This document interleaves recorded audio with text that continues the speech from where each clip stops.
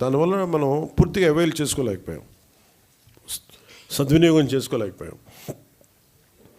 దాంట్లో కూడా మీరు వెళ్ళి చూస్తే బేసిక్గా జల్ జీవన్ మిషన్ మన కేంద్ర ప్రభుత్వం మనం సిఆర్ పాటిల్ గారి దగ్గరికి వెళ్ళి నేను మాట్లాడితే వాళ్ళందరూ అడిగిందంటే మీ గత ప్రభుత్వం మీరు చేసినవి అన్నీ చాలా అబ్సర్డ్గా ఉన్నాయి. మేము అడిగింది ఏంటంటే పర్మనెంట్ అంటే ఒక సస్టైనబుల్ వాటర్ సోర్స్ నుంచి రావాలి. అంటే బేసిక్గా వాళ్ళు అడుగుతుంది ఏంటంటే మీకు రిజర్వాయర్ నుంచి నీళ్లు తీసుకుంటేనే ఇది ఇస్తుంది. మీరు పైప్ లైన్కి మేము ఇవ్వం, మీరు రిజర్వాయర్ నుంచి తీసుకొని మీరు అది ప్రజలకు ఇవ్వాలి, అంతేగాని గ్రౌండ్ వాటర్ నుంచి కాదు ఇదని చెప్తే. కానీ గత ప్రభుత్వం చేసిందంతా ఏంటంటే మన అడిగిన పర్పస్ ఏంటంటే కేంద్ర ప్రభుత్వం ప్రాజెక్ట్ ఇది రిజర్వాయర్ నుంచే తీసుకోమని చెప్పింది. కానీ గత ప్రభుత్వం ఈ 4,000 కోట్లకు కూడా, ఎందుకంటే మనం కొత్త ప్రభుత్వం వచ్చాక దాదాపు 700 కోట్లు మనం తీసుకున్నాం, మనం చేసిన మనం తీసుకున్నది. ఇప్పుడు జల్ జీవన్ మిషన్ కింద వాళ్ళు అడిగింది ఏంటంటే మనకున్న దాదాపు 38 మేజర్ సస్టైనబుల్ సోర్స్ రిజర్వాయర్స్ ఉన్నాయి మనకి. వాటికి సంబంధించి 95.44 ట్యాప్ కనెక్షన్స్కి 38 ఈ వాటర్ రిసోర్సెస్ నుంచి సస్టైనబుల్ వాటర్ రిసోర్స్ని తీసుకోమని ప్రతిపాదన ఉంది. కానీ గత ప్రభుత్వం ఏం చేసిందంటే 4,000 కోట్లు కూడా గ్రౌండ్ లెవెల్లో చూస్తే కంప్లీట్గా కేంద్ర ప్రభుత్వం నిబంధనలకు వ్యతిరేకంగా చేశారు. ఏదో 1-2 స్కీములు తప్ప మిగతావన్నీ కూడా అంటే ముందు పైపులు కొనేశారు. ఫస్ట్ ఎక్కడైనా సరే మనం నీటిని ఎక్కడి నుంచి తెచ్చుకుంటాం అనేది గుర్తించడం మానేసి ముందు పైపులు వేసేసారు.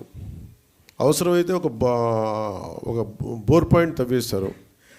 అలా ఇచ్చేస్తే ఇక్కడ మీకు చూపించదలుచుకుంది ఈ ఈ 2 మ్యాప్స్ ఉన్నాయి ఇక్కడ.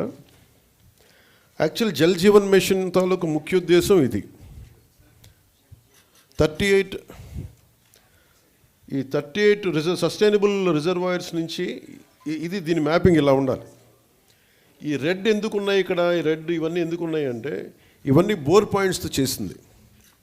బోర్ పాయింట్స్ నిరంతర సరఫరా ఉన్నది. ఏదో ఒక 5 నెలలు రావచ్చు, లేదంటే వాటర్ చెరువులు బోర్లు ఎండిపోతే మళ్ళీ ఆగిపోతాయి.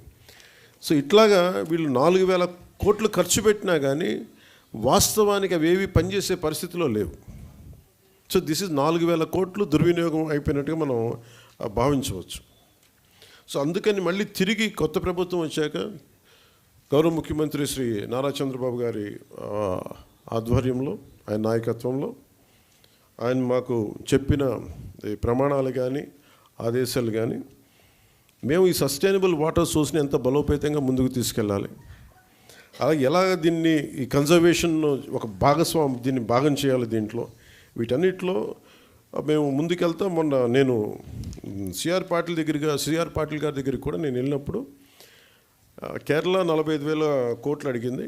మేము అడుగుతుంది కనీసం మాకున్న రాష్ట్రానికి మాకున్న పరిధి కనీసం ఒక 70,000 కోట్లు మాకు మంజూరు చేయమని నేను ప్రతిపాదించాం. రాష్ట్ర ప్రభుత్వం తరపు నుంచి ప్రతిపాదిస్తే వాళ్ళు అడిగింది ఏంటంటే మీరు కంప్లీట్ డీటెయిల్డ్ ప్రాజెక్ట్ రిపోర్ట్ తీసుకొని ఎందుకు మీకు 70,000 కోట్లు ఖర్చు అవుతుంది అది మొత్తం వివరాలు ఇవ్వమంటే మేము ఆ పనిలో ఆ క్రమంలో ఉన్నాం. ఐ థింక్ అది శశిభూషణ్ గారు చెప్పాలి. ఆల్మోస్ట్ ఇప్పుడు మనం వచ్చి జనవరి నెలాఖరికి కంప్లీట్ డిపిఆర్ తీసుకొని జలశక్తి మినిస్టర్ గారికి దీన్ని ప్రతిపాదన పంపిస్తాం. కానీ మేము ఏమనుకున్నామంటే ఇక్కడున్న టీం కూడా చాలా ఎఫెక్టివ్ టీం, అందరూ తప్పనప్పటి ఏదో చేద్దామనుకున్నది. దాంట్లో భాగంగానే ముందు మేము ఏం చేసామంటే నేను అడిగింది ఏంటి అంటే అసలు మనకి ఎంత గత 4,000 కోట్లు ఖర్చు పెట్టామని చెప్తున్నారు, అసలు దీని మీద మీరు ఎంత నేను ఏ ఊరికి వెళ్ళినా ఎక్కడికి వెళ్ళినా మాకు నీళ్లు రావట్లేదు, పైప్ వేసారు కానీ నీళ్ళు రావట్లేదు అనేది ఏ జిల్లాకి వెళ్ళినా నాకు వచ్చే ఒక కామన్ కంప్లైంట్.